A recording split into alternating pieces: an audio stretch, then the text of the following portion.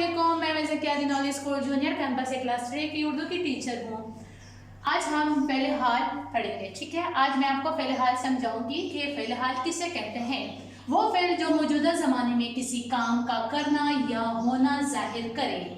मतलब वो फ़ेल है जो मौजूदा ज़माने में जो काम मौजूदा हो रहा हो, जैसे आता है, आ रहा है, जाता है। अब जो है फॉर एग्जाम्पल आयशा पढ़ रही है, तो ये मौजूदा ज़माना है, ये क्या है, हाल है। इसको क्या कहते हैं, हाल कहते हैं, ठीक है। इसके अलावा मैं पढ़ा रही हूँ, तो अब ये मैं पढ़ा रही हूँ ना, तो ये क्या है, हाल है। इसके अलावा अहमद पढ़ रहा है, अहमद लिख रहा है, तो ये क्या है, ये फ़ेले हाल है।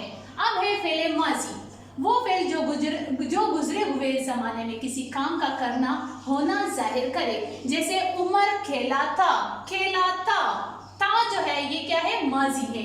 गुजरे हुए वक्त को क्या कहते हैं, माजी कहते हैं, ठीक है। अब ये है सोबिया लिखती थी, लिखती थी, ये नहीं कि लिख रही है, लिखती थी, ये क्या है, माजी, गुजरा हुआ वक्त है, ठीक है। सारा खाना खा चुकी थी, खाना खा चुकी थी, ये क्या है, फ़ेले माजी।